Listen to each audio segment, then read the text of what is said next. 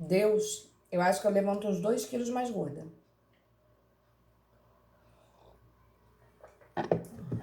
Mas é isso aí, vamos lá. Não tem nada pra fazer, né? Parece que a gente tá à toa, não é isso? Fica trancado dentro de casa, andando igual um leão enjaulado. Mas é isso aí. Todos estamos passando por isso, né? Não sou só eu. Vamos lá.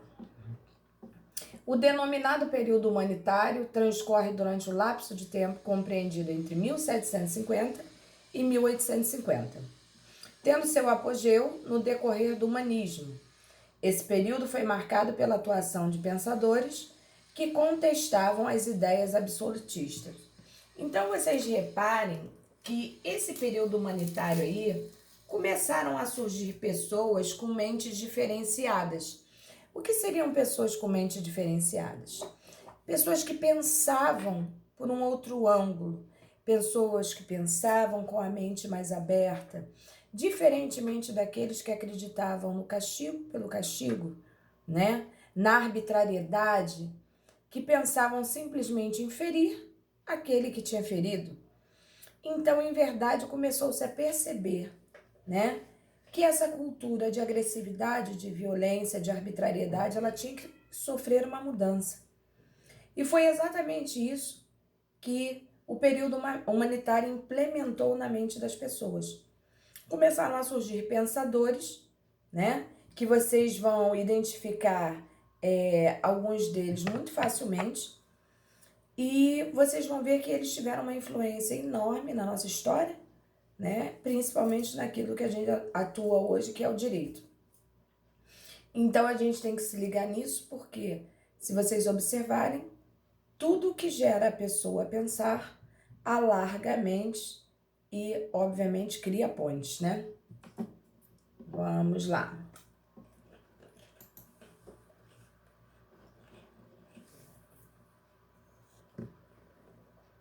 Pugnava-se nessa época pela reforma das leis e da administração da justiça penal no final do século XVIII. Observem que nós falamos, né, que esse período aí da vingança se traduzia até o século XVIII e nós já estamos no final dele, onde começou a surgir o período humanitário ali.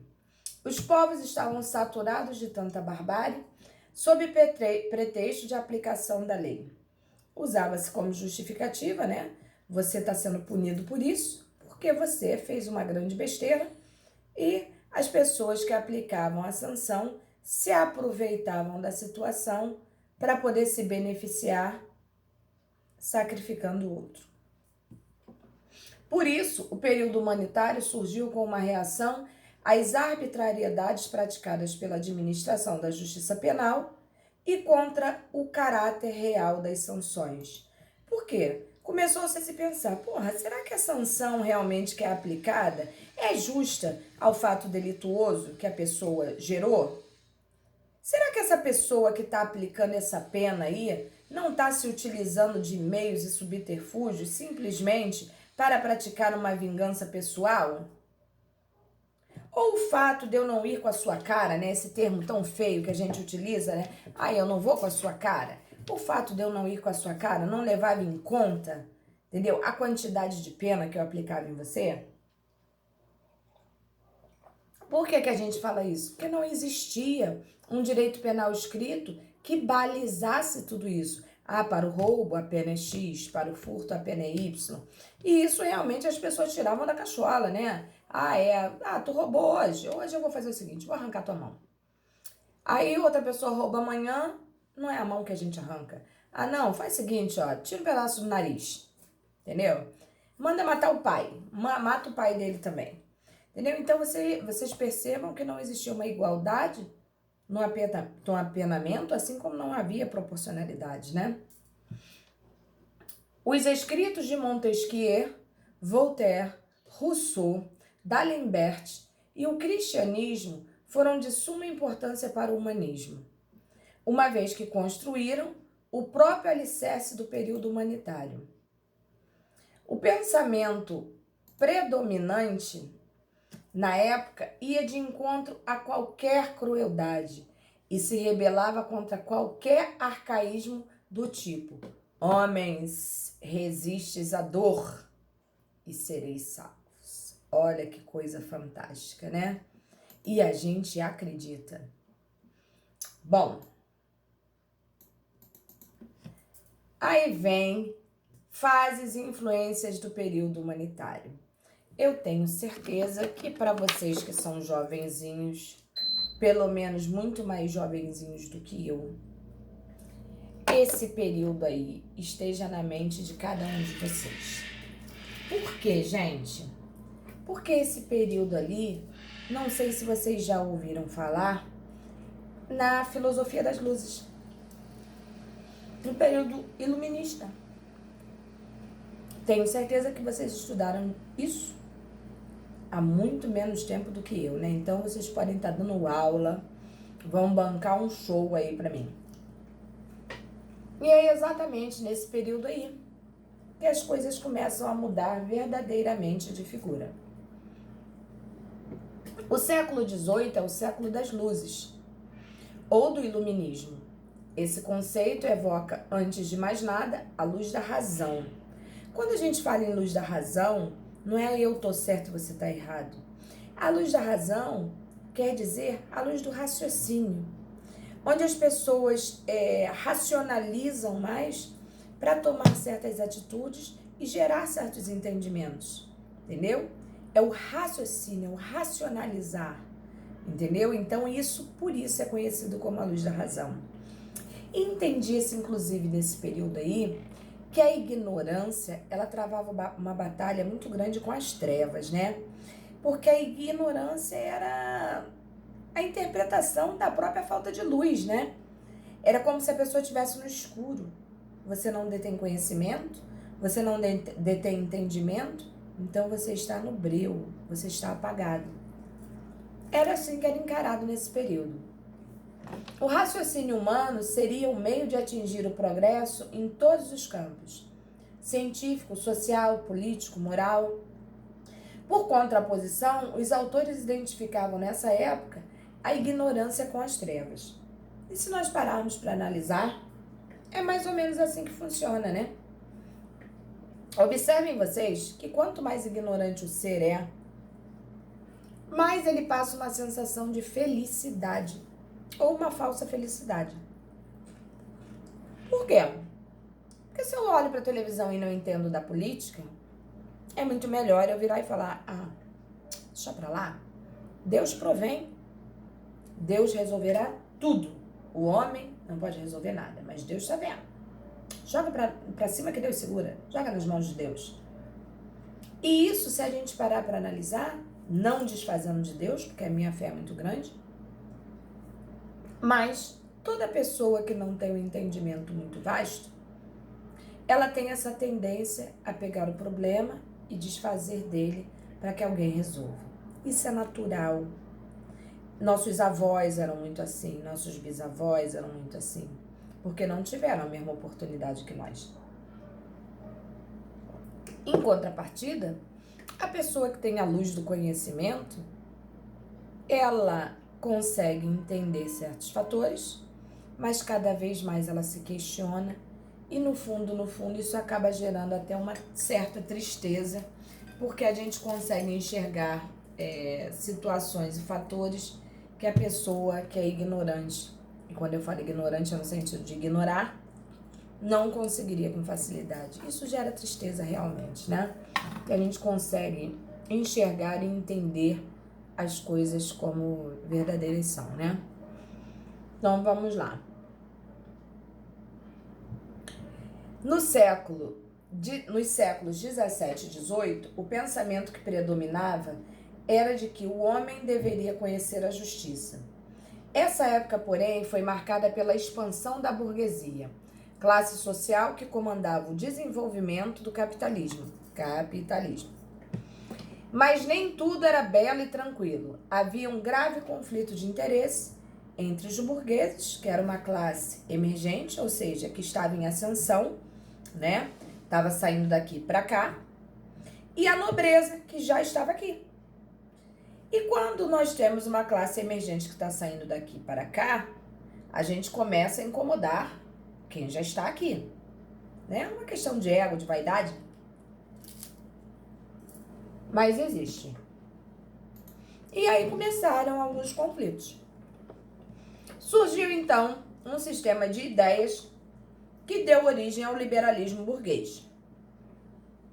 E essas ideias ganharam força através de um movimento cultural conhecido como iluminismo, que é isso que vocês aprenderam na escola, né? Ou filosofia das luzes, onde todo conhecimento era bem-vindo, toda a estrutura de ideias era aceita, né? E os questionamentos não só poderiam, como deveriam ser levantados. Os pensadores iluministas, em geral, pregavam a necessidade de uma ampla reforma do ensino, criticavam duramente a intervenção do Estado na economia e achincalhavam a igreja e os poderosos.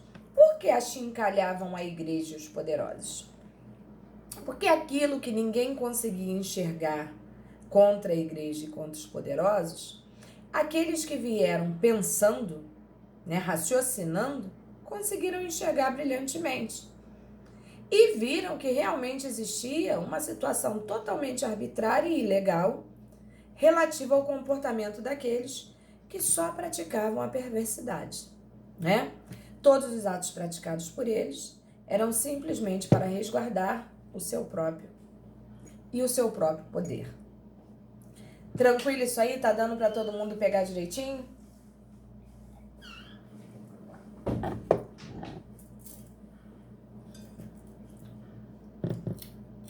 Vamos dormindo? E se eu der uma prova com isso aí, gente? Vai ficar fácil para vocês? Se eu der um trabalho para vocês traduzirem isso que tá aí?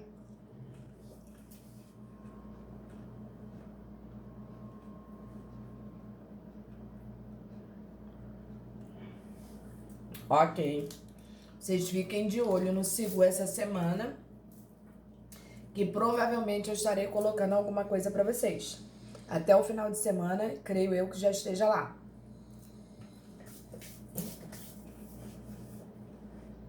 Beleza.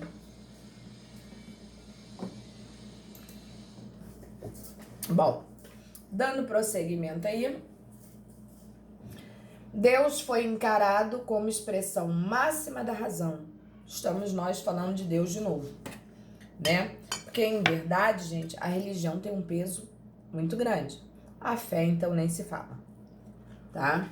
Só que dessa vez, pensado de forma mais racional.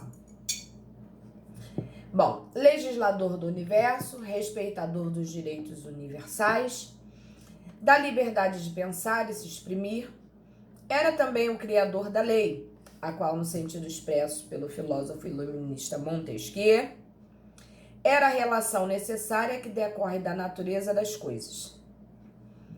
Foram evidentemente escritos como os de Montesquieu, Voltaire, Rousseau e D'Alembert, que induziram o advento do humanismo e o início da radical transformação liberal humanista do direito penal. Então percebam vocês a importância disso, né, na influência ao direito penal na atualidade. Observem que as coisas vão começar a acontecer principalmente a partir de agora. Quando um cara que vocês vão conhecer, provavelmente já conheceram, porque vocês já estudaram provavelmente filosofia e história do direito, devem ter estudado também. Vocês devem ter ouvido falar em Beccaria, sim ou não?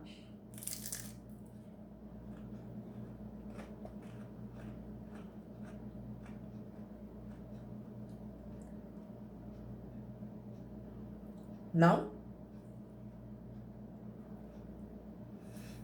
Entendi. Vocês já tiveram história do direito?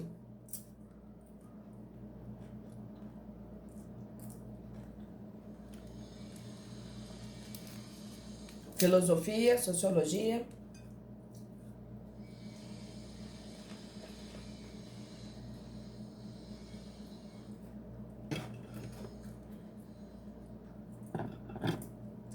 Beleza. Então vocês vão estudar. O que eu quero que vocês tenham em mente é que agora essa parte aí do PowerPoint que a gente vai entrar é uma parte muito importante para que a gente entenda a evolução do direito penal. E esse cara que vocês vão ver agora, parece até que eu conheci ele, né? Não conheci, não tem nem como. Mas esse cara aí é um cara que, com defeitos e virtudes, como todos nós, ele tem o seu devido respeito dentro da área jurídica. Uma vez que os preceitos exaltados por ele modificaram muita coisa dentro do direito penal.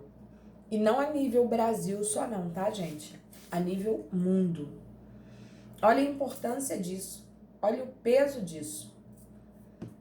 Nós vamos falar agora desse cidadão que aqui está, né?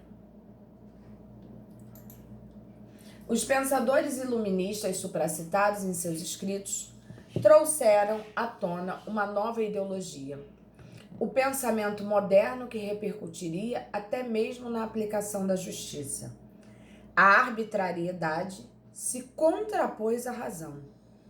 Ou seja, houve um conflito, né, de ideias, pensamentos e comportamentos entre aquilo que era considerado totalmente arbitrário com a razão do período humanista. E isso realmente influenciou, como também ainda influencia. Os povos clamavam pelo fim de tanto barbarismo disfarçado.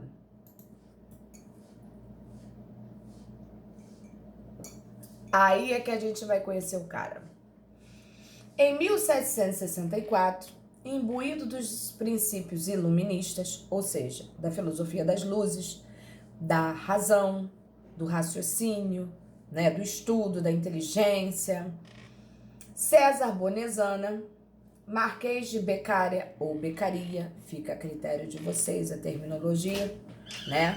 Mas tanto uma coisa quanto outra é considerada correta, fez publicar a obra dos delitos e das penas, que vocês já devem ter ouvido falar, que posteriormente foi chamada de Pequeno Grande Livro, por ter se tornado símbolo maior da reação liberal ao desumano panorama penal até então vigente. Ou seja, considerava-se que o direito penal, ainda que não existente como uma forma institucionalizada, né, de códigos e leis e normas, mas em tese ele existia, né, porque se aplicavam penas às pessoas que praticavam as transgressões, obviamente o direito penal existia. Mas esse cara veio para mudar tudo.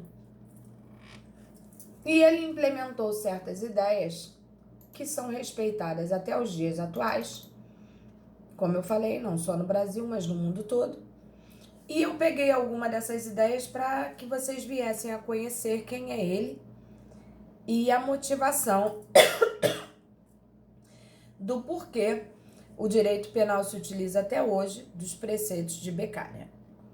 Então, olha bem, o Beccaria, ele propunha um modelo penal que atendesse a fins utilitários e políticos, com base numa lei moral. O que seria uma lei moral? Aquilo que a maioria da sociedade acatasse como quê? Correto, coerente, né? E não uma arbitrariedade de eu faço com você o que eu quiser. Outra ideia. Buscava a formulação de leis claras e a culminação da pena para a reintegração social do criminoso. Isso não parece a vocês que ali ele está implementando, por exemplo, a terceira fase da pena? Qual é a primeira fase? Primeira, punir. Segunda, intimidar. E terceira, ressocializar. Quando ele fala ali para a reintegração social do criminoso, ele está mostrando exatamente pra gente isso. Gente, não basta punir, não basta prender. Nós temos que fazer com que essa pessoa retorne para o seio social de maneira o quê? Íntegra. E essa ideia foi muito respeitada e difundida por ele. Defendia também a utilização de testemunhos humanos na acusação do réu. Bom, não sei se vocês sabem, o testemunho humano é considerada a prostituta das provas. Tá? Por que a prostituta das provas? Porque, em verdade, o ser humano, ele sofre nuances, ele sofre mudanças, né? E eu posso testemunhar uma coisa que eu vi, ou uma coisa que eu não vi. Basta, para tanto, que eu testemunhe para um amigo, para um pai, uma mãe, um irmão, um filho, né?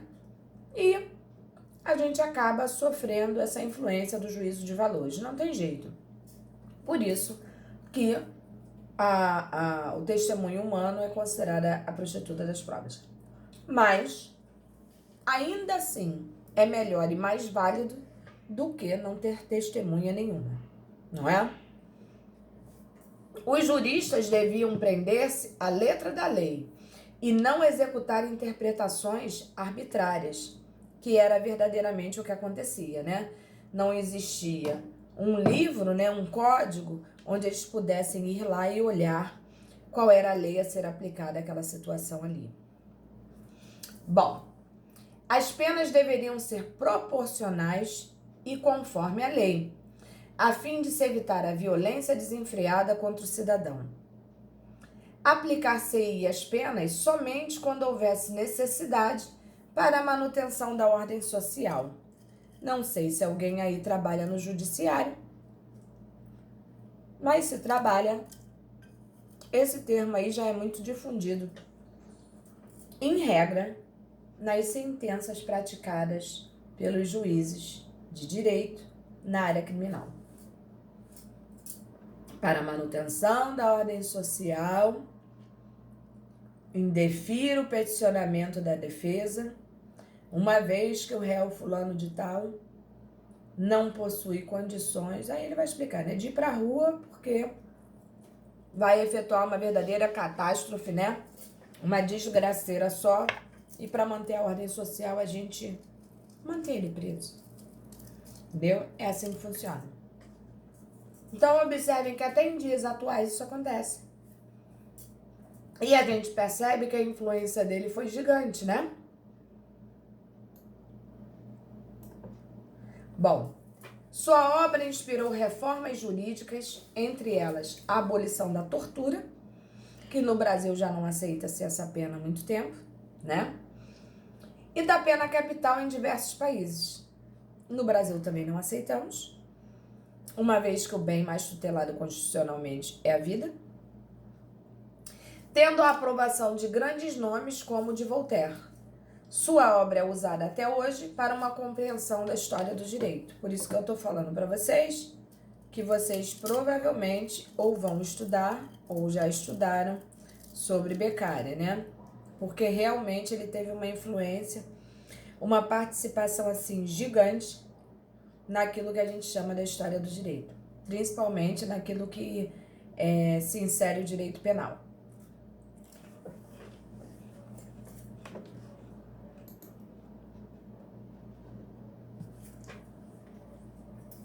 Não foi à toa que alguns autores o intitularam de apóstolo do direito, pois o jovem Marquês de Beccaria revolucionou o direito penal e sua obra significou um largo passo na revolução e na evolução, né, do regime penal punitivo. Vocês...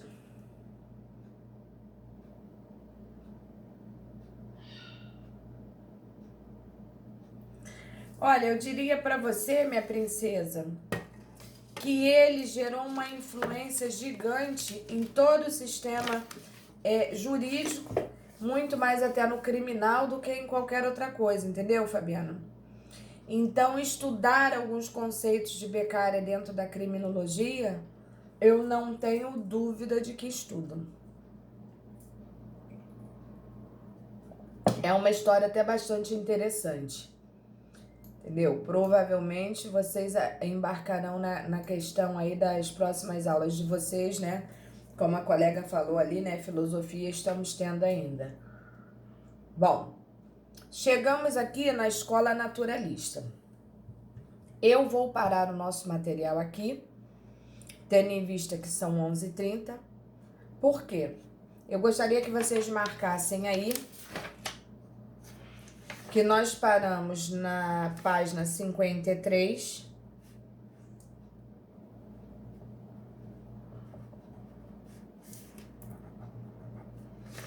Para que a gente retornasse na próxima aula nesta mesma página.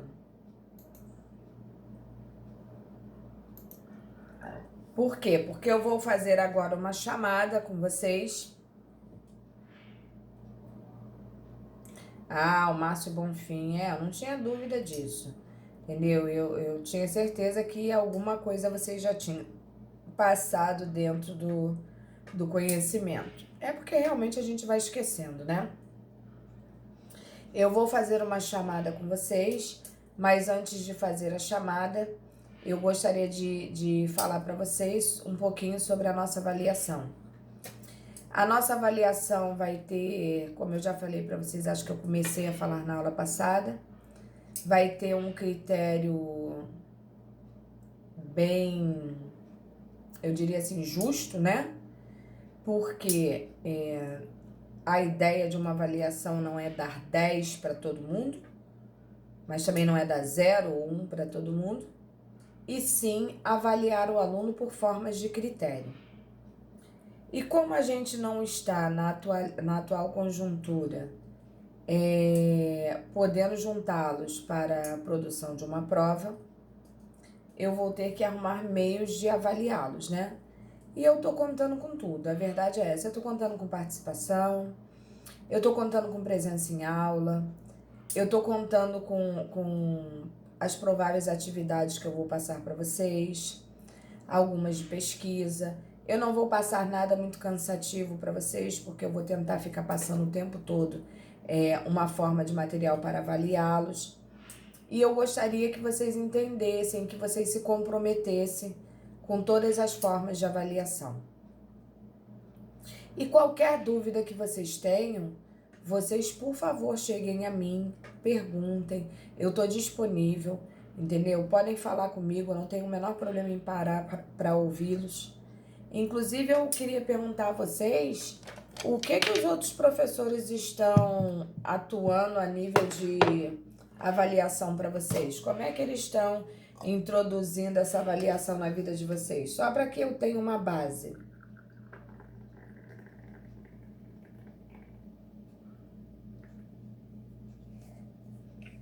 Professora,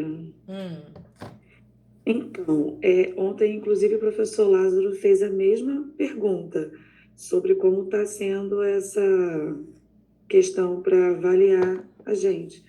Enfim, vou dar a mesma resposta que eu dei para ele. Os professores alguns ainda estão definindo, vão ter trabalhos, né, mas ainda não fecharam, assim, se vai ser tudo só trabalho, quantos trabalhos vão ser, entendeu? Ainda está. É como foi dito na reunião lá com os representantes, o diretor. Cada professor está livre para fazer como queira fazer, entendeu? Isso aí fica a critério do professor, entendeu? Não, sim. Inclusive, a minha forma de avaliação, eu já estou praticamente com ela montada, entendeu? Eu só quero difundir os critérios, né? Porque eu acho assim, a gente tem que ter critério. Eu tenho perfeita consciência de que existem alunos que estão participando ativamente da aula, até porque, né, vocês estão assistindo a aula no mesmo horário que se estivessem presencialmente. Então, nada justifica falar, eu não posso. Bom, tu podia antes, por que não pode agora? A única coisa que realmente gera um impedimento, às vezes, do aluno é a condição de acesso, né, à internet, por exemplo. Isso é uma coisa que realmente dificulta para o aluno. E esse aluno é um aluno que merece especial atenção, no sentido de que da gente poder criar meios, né, para ajudá-lo para que ele não saia prejudicado. Essa eu acho que é a real intenção, tanto do professor quanto da instituição. Mas a gente percebe também que tem alunos que se aproveitam de uma situação qualquer, seja essa que a gente está passando ou qualquer outra, para simplesmente não vir à aula. Então, a esse aluno a gente não pode dar o mesmo tratamento que aquele que está aqui presente o tempo todo. Isso eu falei para vocês no primeiro dia de aula, né? Que eu respeito todos os meus alunos, eu gosto demais de todos os meus alunos, mas que lamentavelmente existem situações que a gente tem que dar uma trava, né? Porque a pessoa parece que não percebe que é uma faculdade de direito, que é extremamente importante, muito mais até para você, né?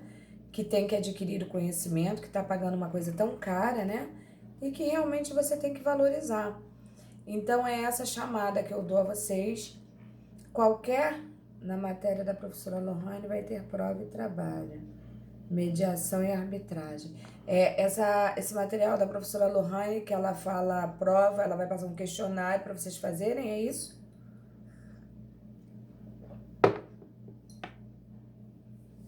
Ah, tá. Então não deixa de ser uma forma de trabalho, né? Porque se eu for fazer alguma coisa desse tipo com vocês, eu provavelmente darei questões diferentes e marcarei um horário, né, para vocês poderem efetivamente fazer a prova e me enviar por e-mail. Entendeu? Acho que isso não tem um critério muito lá. Não vai ser muito bom, né? Muito proveitoso. Mas se for sob forma do questionário, como a professora Lohane está colocando aí, eu acho que vale. Acho que é justo, né? E é uma forma de fazer com que vocês estudem também. Entendeu? Agora, como forma de prova, acho que não funciona muito bem, né? Eu vou fazer a chamadinha de vocês aqui. Mas fato é, gente, que tanto os professores quanto os coordenadores, os diretores e principalmente vocês, alunos, estão assim de parabéns, porque esse espírito, né, de união, todos imbuídos na melhoria, né, na compreensão, no estudo, eu acho que isso tudo é muito válido e muito importante, né, para esse período que a gente está passando aqui agora. Então eu acho muito bem-vindo, só tenho a agradecer a vocês por total participação, transparência, comprometimento, isso é fantástico. Meu muito obrigado. E meio tortinho, né? Deixa eu soltar aqui, né? Muito obrigada de coração, tá? Vamos lá. Caroline Machado. Obrigado, Dani. É chamadinha, hein, gente? Caroline Machado. Andressa Bento e Bruno Zimmermann, sei que está aí. A Andressa tá aí?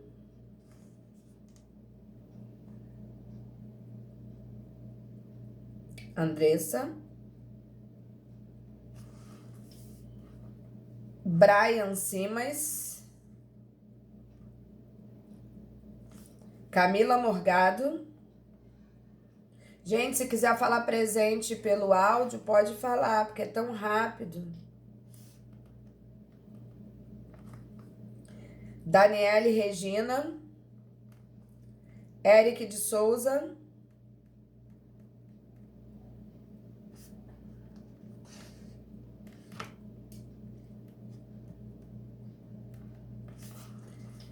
Fabiana Milena Santana. Gabriela Jorge.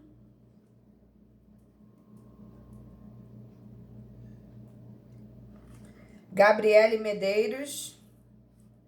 Gabriel Mateus.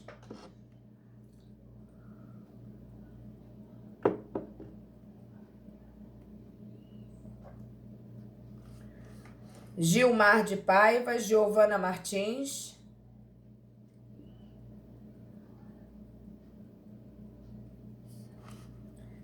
João Henrique da Costa. Ninguém, gente. Jura por Deus?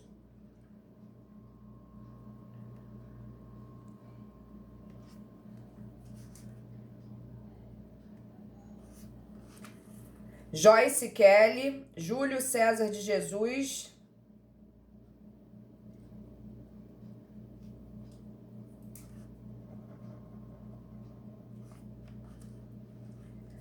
Larissa Meira e Leonardo Pacífico.